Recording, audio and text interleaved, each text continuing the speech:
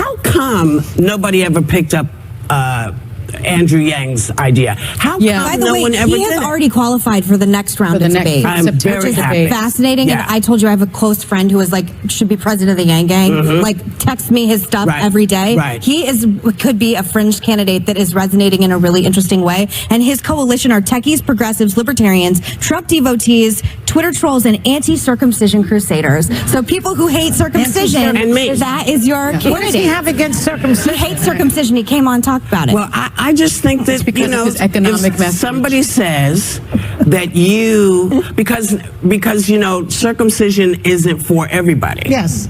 And right. Of course not. He's a proponent of freedom of choice. Yeah. Well, you should have freedom of choice, of course. Yes, you should have freedom of choice. But it takes a minute. Believe me, I have a lot to say on this, but I won't. But I just like a candidate that's coming out of left, and I mean that like. I like from the somebody side who who's makes sense. doing something This more kid said, "Why are we not taxing Amazon? Yeah. Why are we not taxing these giant corporations?" He says, this kid says, it's not my idea, please. Yeah. He says, if we tax these big corporations, you could give every American $1,000 a month. Yeah. And that would take away a lot of the, what am I going to do about my taxes? What am I going to do about this? What am I going to tell? Someone like him and Kristen Gillibrand, Tim Ryan, people who are holding office haven't qualified because they haven't met the expectations. And someone from, again, basically nowhere in politics already has made the basis that he wants to. I mean, it's pretty interesting. I will say Congresswoman Gabbard, I think, is also the person to watch. Yes. That's the thing. I just think starting with that Bill de Blasio, who's on Friday. I just think that somebody who says, here's a plan that will work for everybody. Here's what we should be talking about. Because, we can fetch about the bonehead in office all day long. But these guys, this young man had a plan that I just thought, why is it taking this long to get this done? And I think his economic message that the economy, the boost in economy doesn't really filter down to the everyday person's pocket is a very important message. Are you guys joining the Yang Gang too? Not me, not at all. But I think it's I'm not joining anybody. I'm saying there's a great idea on the table that would work for everybody. From the Yang Gang. Listen, if it's a great idea, I don't care who it is. I don't care who it is, as long as it makes sense. If you make sense to me and you can fix stuff that's happening in the towns that I see every day, I'm going to listen to what you have to say. Pay attention to this kid's plan. It's a good one. We should be saying, why isn't this happening? Yes, I know we got to go. We'll be right back. And I said at least $10,000.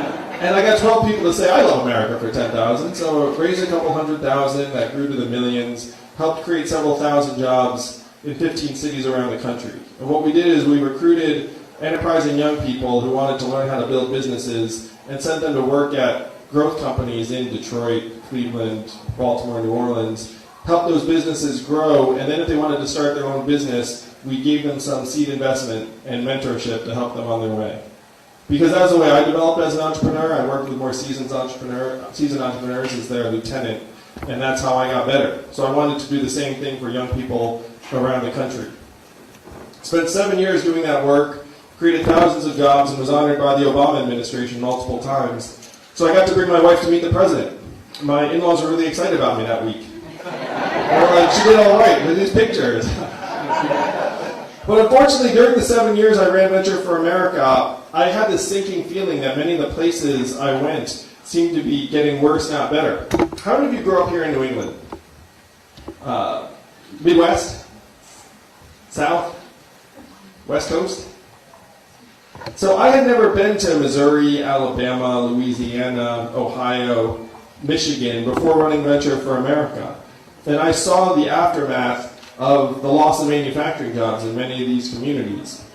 And I felt like when you were flying between Michigan and Manhattan or St. Louis and San Francisco, you were crossing dimensions or decades or ways of life and not just a few time zones, because the gulf between regions was so vast.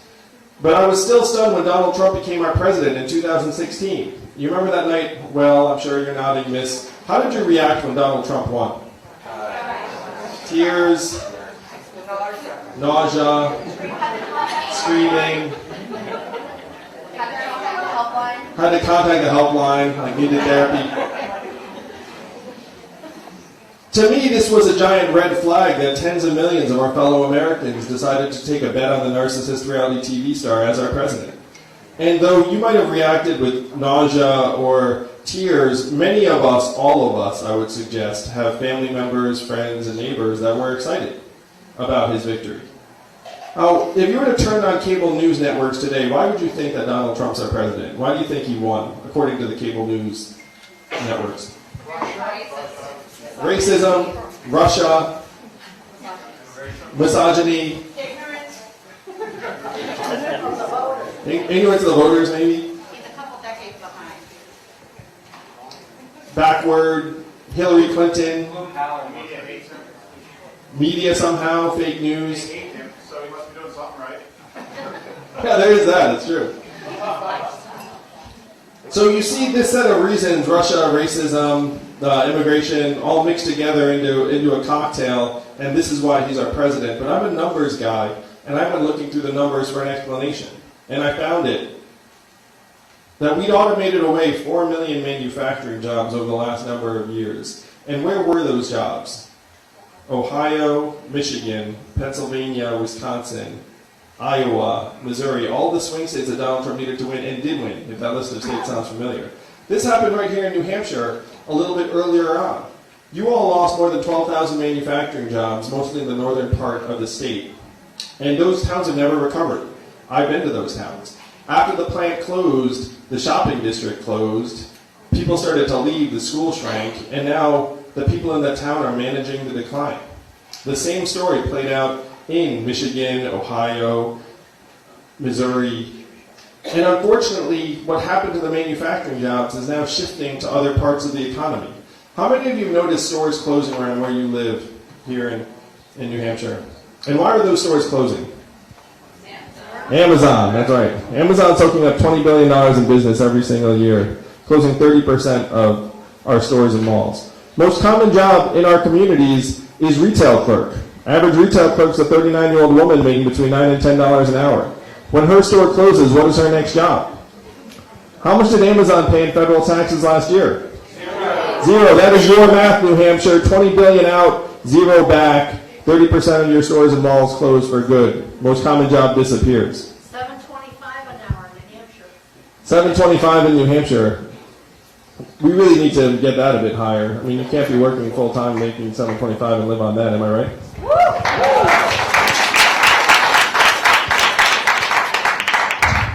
And it's not just the retail jobs. When you all call the customer service line of a big company and you get the software bot, you probably do the same thing I do, which is you pound 000, say human, representative, until you get someone on the line, right? Raise your hand if that's what you do. Yeah, we all do that, because that software is miserable. But in 2 or 3 short years, the software is going to sound like this. Hey, Andrew, how's it going? What can I do for you? It'll be fast, seamless, delightful. You might not even know it's software. What is that going to mean for the 2.5 million Americans who work in call centers right now, making $10 to $14 an hour? How many of you have seen a self-serve kiosk in a fast food restaurant, like a McDonald's, one of those chains? Every location in the country by next year. And then they're going to start shifting to the back of the house, the robot burger flippers and fry cookers. It's not just the CVS's and the grocery stores.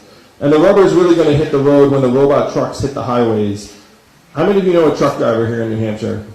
It's the most common job in 29 states. There are 3.5 million truckers in this country, and the robot trucks are coming closer to the highways every week. A robot truck just took 20 tons of butter from California to Pennsylvania 2 weeks ago without human intervention. Why did they choose butter? I have no idea. But if you Google robot butter truck, you will see the story. What is this going to mean for the 3.5 million truckers or the 7 million Americans who work in truck stops, motels, and diners that rely upon the truckers getting out and having a meal every day? We're in the midst of the greatest economic transformation in the history of our country, what experts are calling the fourth industrial revolution. When's the last time you heard a politician say the words fourth industrial revolution? Right now. Yeah, 2 seconds ago. In New Hampshire, I'm better than a politician. So these are the numbers I was digging through in 2017. Trump wins. I say, oh my gosh, I'm being celebrated for creating jobs and the water's just rushing out of the bathtub. Let me dig into what this looks like. I'm friends with the technologists who are working on the self-driving trucks and the AI and the rest of it. And I still said, let me go to Washington, D.C. and ask them this question. What are we going to do to help our people manage this transition? What do you think the folks in D.C. said to me when I said, what are we going to do to help? What's an AI? Well, the three big responses I got were, one, we cannot talk about this. Two, we should study this further. And three, we must educate and retrain all Americans for the jobs of the future. How many of you have heard a politician say something like that? So when someone said that to me in D.C., I said, that sounds great, but I looked at the numbers. Do you all want to guess how effective government-funded retraining programs were for manufacturing workers who lost their jobs? Very low. Very low, 0 to 15%. They're a total failure. And when I said this to the folks in D.C., they said, well, I guess we'll get better at it then. And one person in D.C. said something that brought me here to you all tonight, New Hampshire. He said, Andrew, you're in the wrong town. No one here is going to do anything about this because fundamentally, this is a town of followers, not leaders. And the only way we will do something about it is if you were to create a wave in other parts of the country and bring that wave crashing down on our heads. And I said, challenge accepted. I'll be back in 2 years.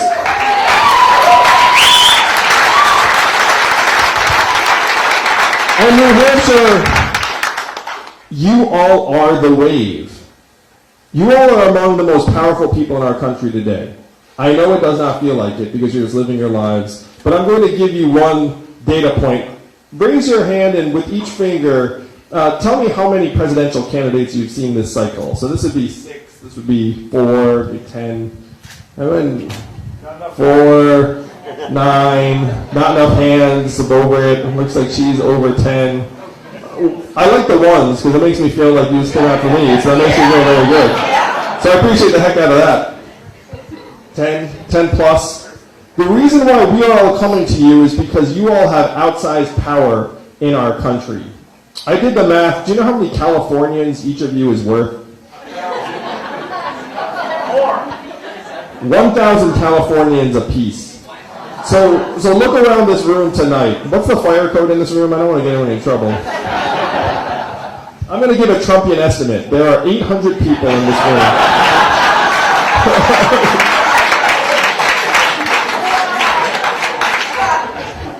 Let's say there are 140 people in this room. That's still almost 4 football stadiums full of Californians. That is the power in this room tonight.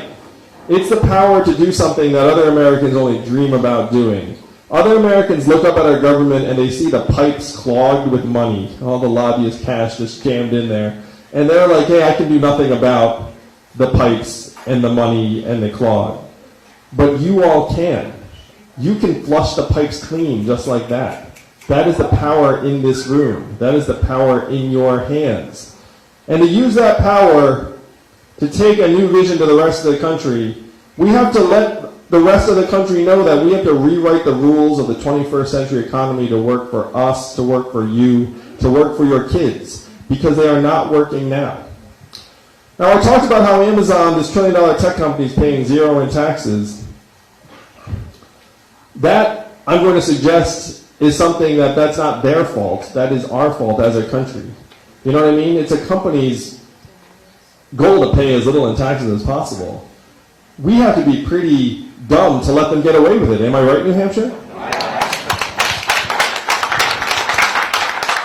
So believe it or not, you didn't know this. You're here tonight to help make sure Amazon pays its fair share in taxes. And then the question is, yeah, you like that. And then the second part of it, which is just as important, is what we do with that value when it's in our hands. If you're here tonight, you heard at some point there's someone running for president who wants to give everyone $1,000 a month. And the first time you heard that, raise your hand first if you heard that, because you know that's like my flagship proposal. Wow, some of you know. That's fantastic. Well, now you know. My flagship proposal is that every American gets $1,000 a month from age 18 until the day you expire. Now that sounds awfully dramatic. That sounds almost too good to be true. But this is not my idea and it's not a new idea. Thomas Paine was for it at the founding of the country, called it the citizen's dividend, said every American should get a dividend on our birthright. Martin Luther King, whose son I had the privilege of meeting with in Atlanta, was fighting for this in the 60s, and it is what he was fighting for when he was killed in 1968, a guaranteed minimum income for all Americans. 1,000 economists, including Milton Friedman, the patron saint of libertarianism, endorsed this in the 60s, and it was so mainstream it passed the U.S. House of Representatives twice in 1971 under Nixon, the Family Assistance Plan. And then 11 years later, one state actually passed a dividend where now everyone in that state gets between $1,000 and $2,000 a year. No questions asked. And what state is that? And how do they pay for it? Oil. And what is the oil of the 21st century? Data, software, AI, self-driving cars and trucks, technology. A study just came out that said that our data is now worth more than oil. How many of you saw that study? How many of you got your data check in the mail last month? Oh, we joke, but if our data is now worth tens of billions of dollars, who's getting the data checks?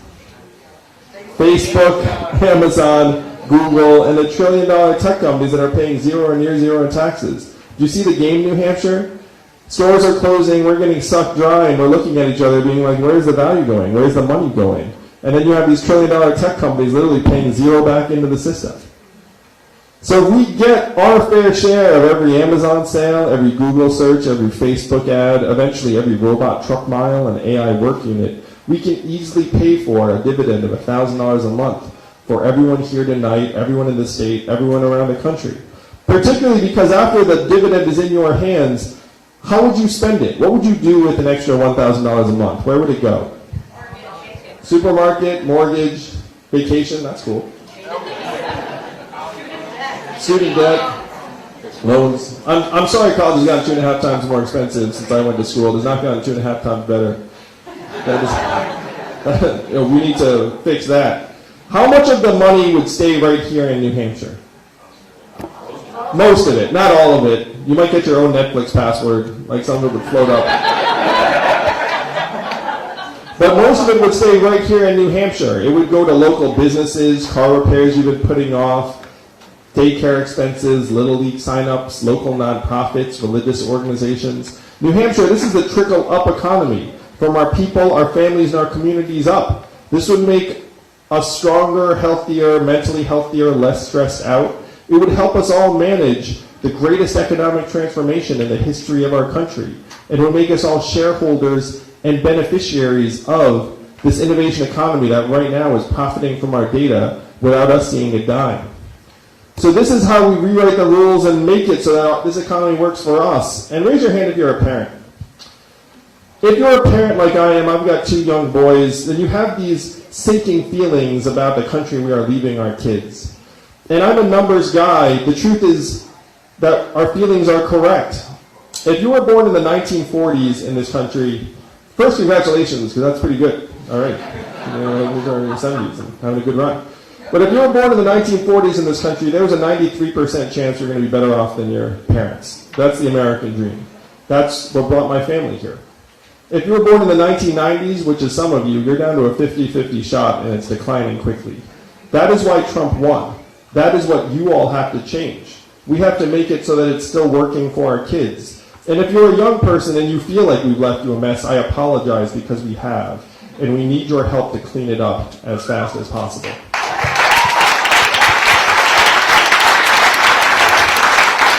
And it's not just student loan debt or climate change or dysfunctional government. It's the fact that we need to put you in position to succeed and move forward, start family, buy homes, start businesses, get out of debt, all of those things. We have to put you in position to have the same kind of future that we'd want for ourselves.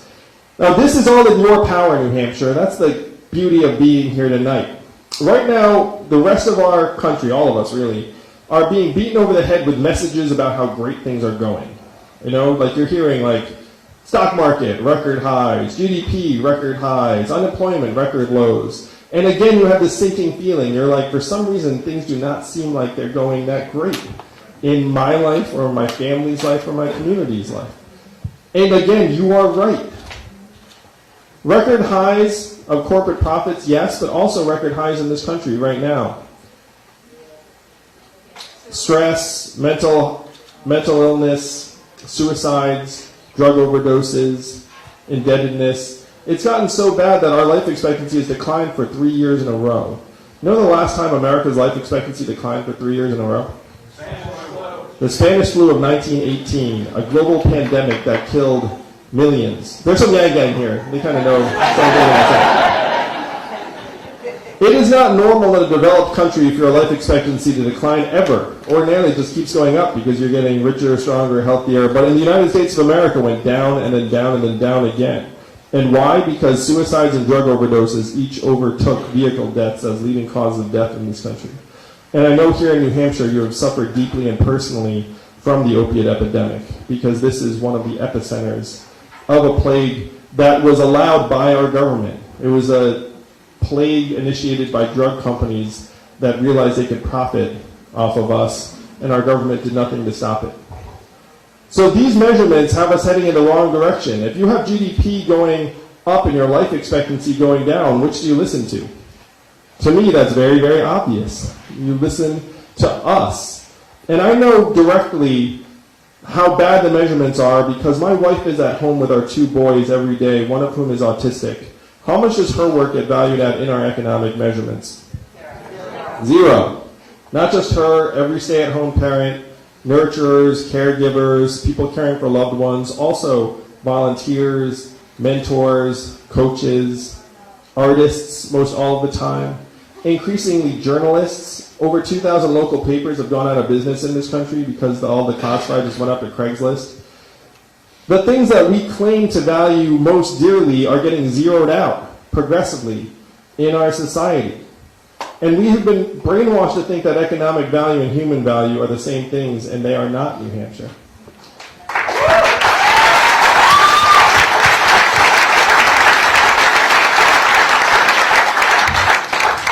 The market does not know how much we're worth. We know how much we're worth. You know how much we're worth, and our kids are worth.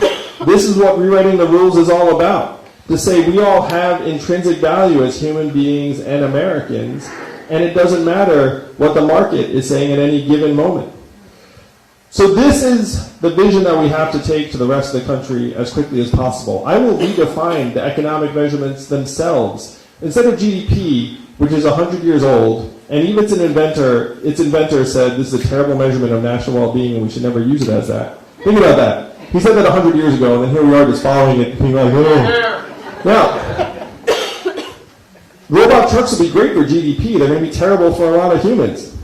So instead of GDP and corporate profits, how should we be measuring our progress? Our wellness and life expectancy, our mental health and freedom from substance abuse. How about number of Americans who can retire with dignity and quality circumstances? How about clean air and clean water? How about how our kids are doing? These will be the measurements of our society under my administration, and I will report them to you every year at the State of the Union. I'll use a PowerPoint deck in the whole thing and say, here it is.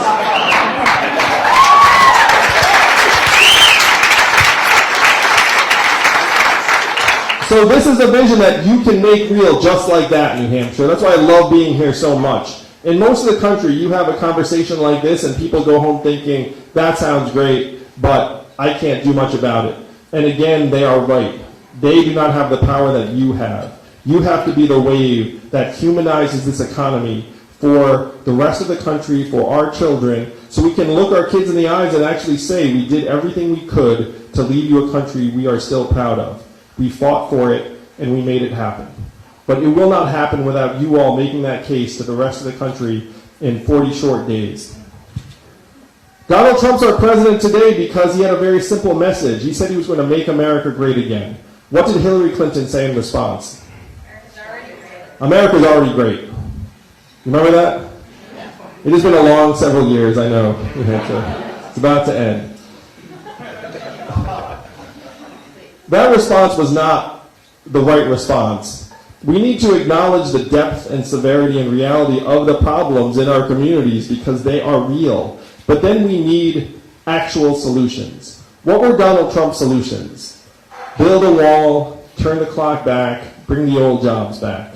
New Hampshire, we have to do the opposite of these things. We have to turn the clock forward. We have to accelerate our economy and society to rise to the real challenges of the 21st century. And we need to evolve in the way we think about ourselves and our work and our value. I am the ideal candidate for this job because the opposite of Donald Trump is an Asian man who likes math. Thank you very much. Thank you, New Hampshire. Thank you, Rochester. You may not know this, but math is an acronym, and what does it stand for? Make America think harder. That's right, New Hampshire. That is your job. It is your job to take this country not left, not right, but forward in 2020, and I know we'll do just that. Let's make history. Thank you all. Let's fight for it. Thank you.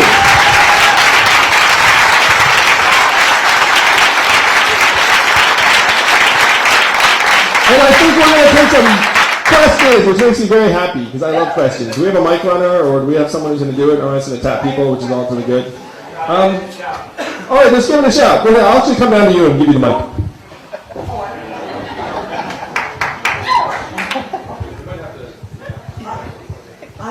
I just wanted to know how one New Hampshire voter is equal to 8,000 California. Oh, 1,000. Okay. Sure.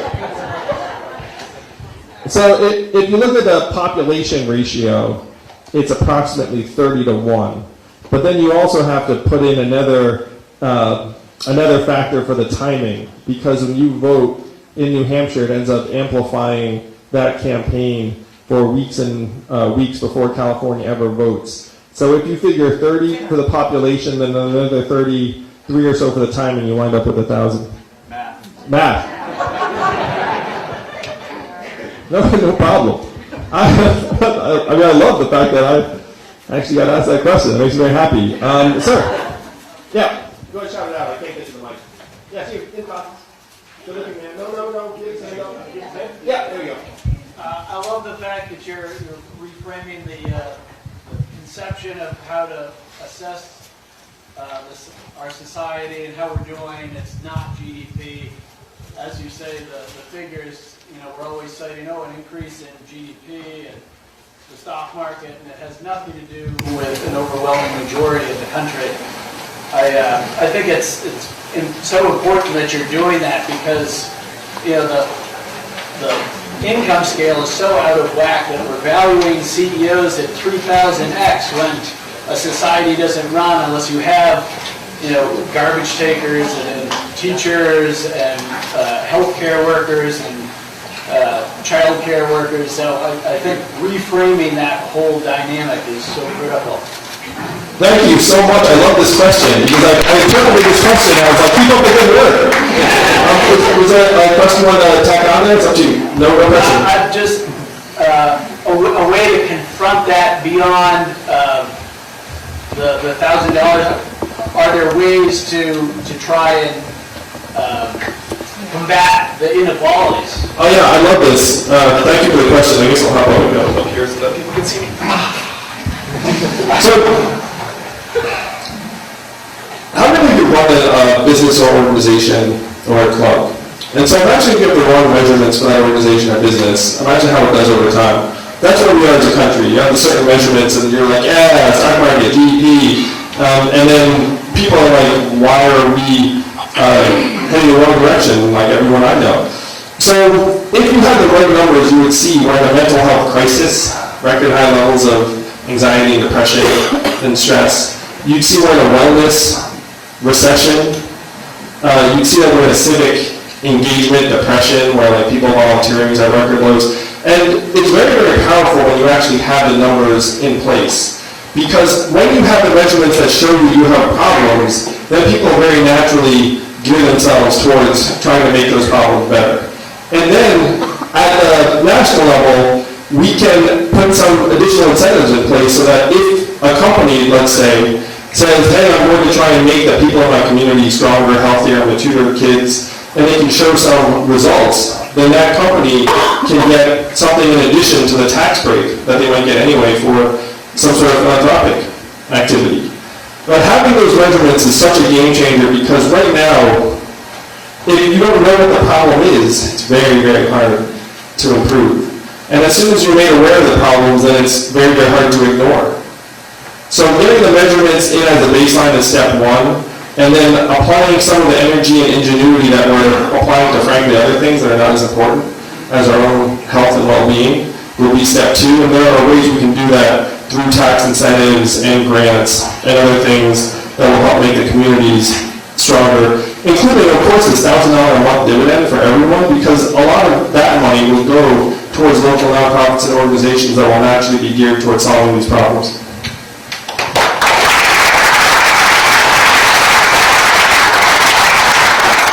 Sure. This, sure. Okay, I'm the sucker for someone in the front row. Not a plan, so I have no idea what you would say.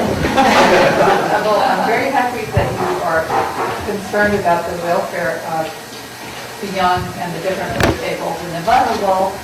I've never heard a candidate talk about how we treat children in the criminal justice system here. So the question, if you didn't hear it, was about the treatment of children in the criminal justice system. And the reason why I winced is because as a parent, you know what that means, that there are so many kids that have fallen through the cracks in the United States. One of the numbers when I was digging through what's going on in this country is that 40% of American children are born to single parents now. There's a much higher percentage than I thought was the case when I was growing up, and I had to triple check that number because I was like, that can't be right. And then I checked it, and that is the number. And so we have many, many kids who are being brought up in very, very adverse environments and circumstances. And as someone who's a parent, I can't imagine trying to do it alone. Like, where it's so much work for me and my wife, and we have some other relatives around.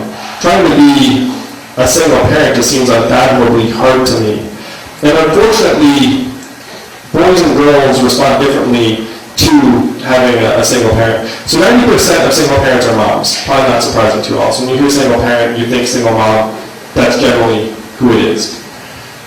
If a single mom has a little girl, then the outcomes tend to be fairly normal because the girl sees the single mom and has a great role model. The single mom's like a superhero, and things go okay.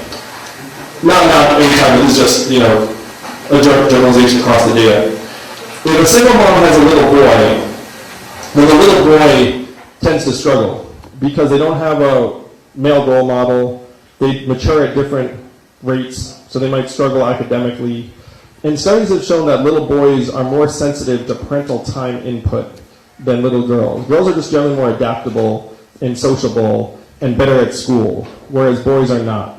So if you have hundreds of thousands of little boys being brought up by single parents, then the fact that they might wind up in something like our punitive criminal justice system or our foster care system, is not that shocking if you look at it society-wide. And our systems don't have the mechanisms in place to provide what those kids need. What those kids are getting instead is they're getting locked away in these environments where they're more likely to end up pursuing further antisocial behaviors than being put on a path to success. So as a parent myself, this is heartbreaking. And again, one of my boys is special needs. What I say to folks around the country is that to me, special needs is the new normal. How many of you all have a special needs child in the family or a friend or neighbor or something in your life? The rates of autism and special needs, the rates are skyrocketing around the country.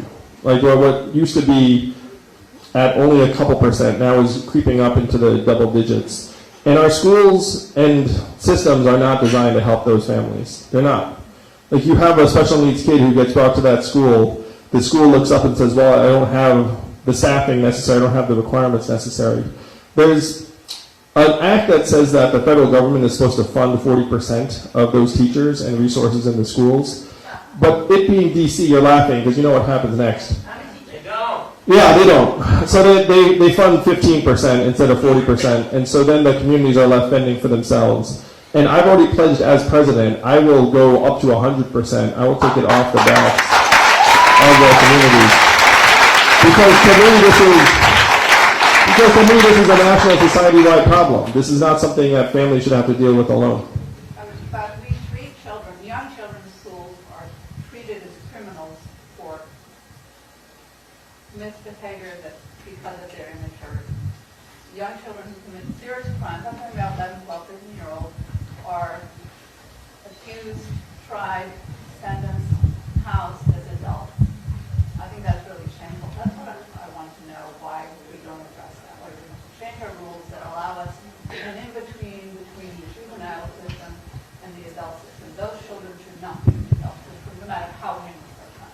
So if you can't hear in the back, she's saying that an underage person should not be treated as an adult criminal regardless of their action, and I could not agree more. And I will change it so that they are not put in with adults in prison and are treated, as you're saying, in a separate category. Then the other part of her question was that kids in school who misbehave end up getting separated from other kids because the schools tend to not have the resources available. There's so many things I want to do for our kids in schools. Number one, we need to pay teachers more.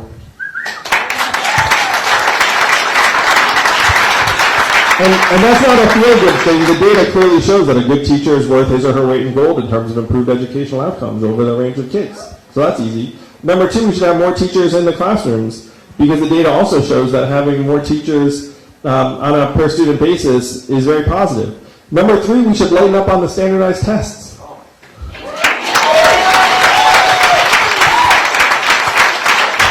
Did you know, no one knows this is very dark. Did you know that we invented the SAT during World War II as a means to identify which kids not to send to the front lines? And now we treat our kids like every year is wartime. Does that make sense to anybody? So we should lighten up on the standardized tests and let our teachers do their jobs. Because like the teachers know that they're doing things that aren't right for their kids in the classroom because they have to teach to the standardized test all the time. And the last thing is that we have to, there are two more things. The fourth thing is that we have to stop pretending that college is for everyone. It's not. And so we should be investing in technical, vocational, and trade programs at the high school level and putting tons of resources to work for kids who want to do something aside from go to college. Only 6% of American high school students are in technical or trade programs. In Germany, that's 59%. Think about that gulf. So we need to do much more for kids who want to pursue something aside from college. And the last thing is, how many of you all are educators? Since they're always teachers. I love teachers. Good teacher, again. I have kids, public school, good teacher is a lifesaver, lifeblood of the community. But if you're a teacher, you know that you can control approximately 35% of that kid's educational outcome, and the other 65% is happening outside of school. That's parental time spent with the kid, income, stress levels in the household, words read to them before they even showed up to school on day one. These are the variables that control 65% of our kids' progress. And so educators are being put in an impossible position where we're like, educate them, and you're like, I can control approximately a third. So what we have to do is we have to work on the other 2/3 by putting resources into the home and the family. So you think putting $1,000 a month in that household would lower the stress level, maybe make it so that someone has more time to spend with their kids? You put resources into the families and homes, you give our kids a much better chance to learn and the teachers a much better chance to teach. And that is what we can all make happen right now in 2020. I have two more questions, they tell me. Miss, with the nice scar. Yeah. Okay. So being an African-American woman, I have a deep fear of mass incarceration. I personally seen it affect my family, families that are like mine. So I haven't really seen you address it tonight. How would you plan on changing the prison system to make it more equal and better? It is terrible what we have allowed to happen in terms of our system of mass incarceration. And I was about to apologize to you on behalf of the country, even though I had absolutely nothing to do with it, because it's deeply wrong and we all are seeing that more and more. So the things I would do, first off, number one, I would get rid of private prisons altogether.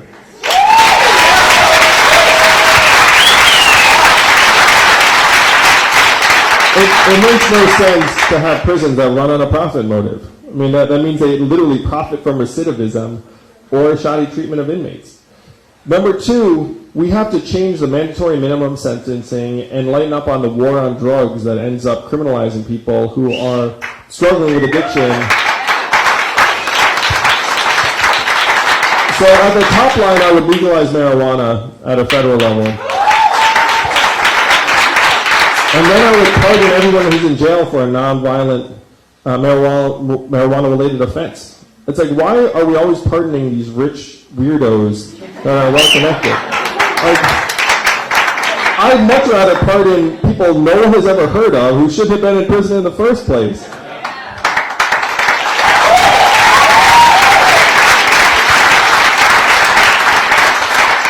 And then we need to try and make our prisons genuinely rehabilitative.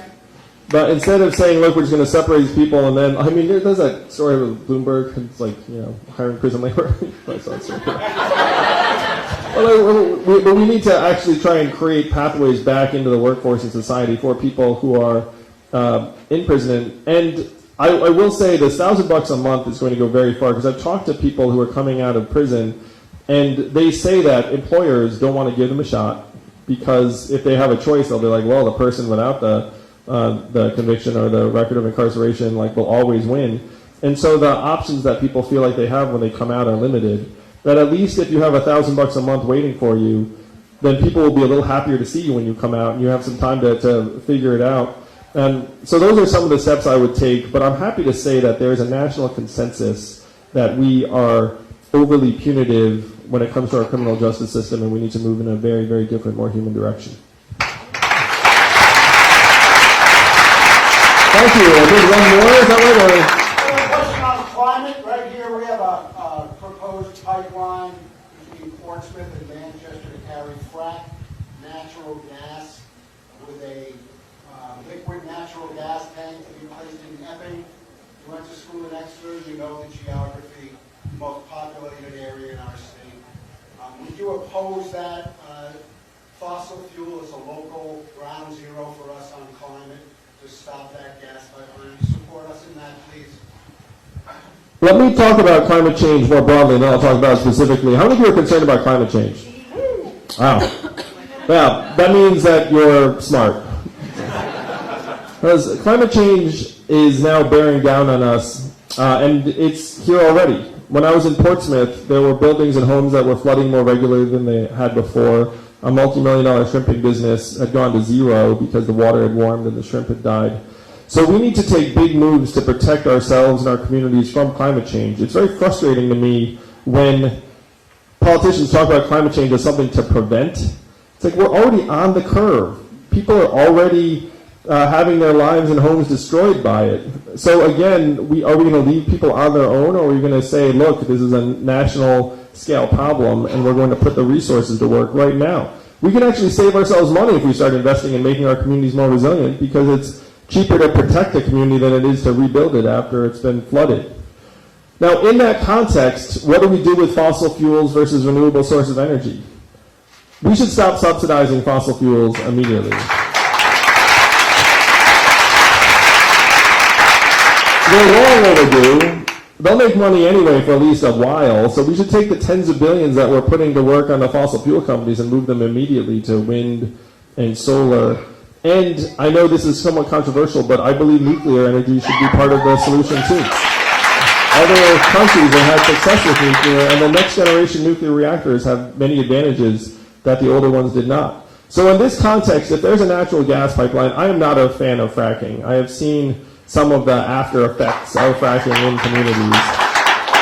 And if a community says they don't want a pipeline going through the middle of it, then there should not be a pipeline going through the middle of your communities. Any more fossil fuel infrastructure built that is not absolutely necessary? Again, I would remove all fossil fuel subsidies, and I would not allow new infrastructure built on federal lands. So I'm not a fan of building new pipelines. I don't think that's the solution for the future. This is right here for us. You'll get a lot of votes. Will you get a lot of votes? No.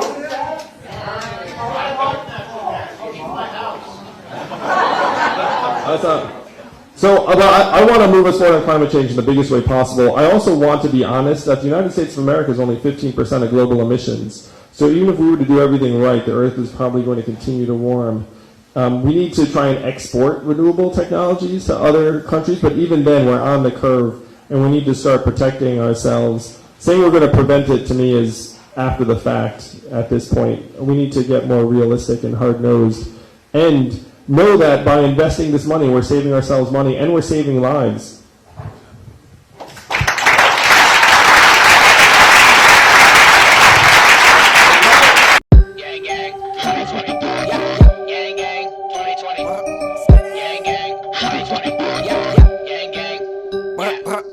Yang gang 2020. Yang gang 2020. Yang gang 2020. Yang gang. Yeah, yeah. Yang gang 2020. Yang gang 2020. Yang gang 2020. Yang gang. Yeah, yeah. Yang gang 2020. Yang gang 2020. Yang gang 2020. Yang gang. Yeah, yeah.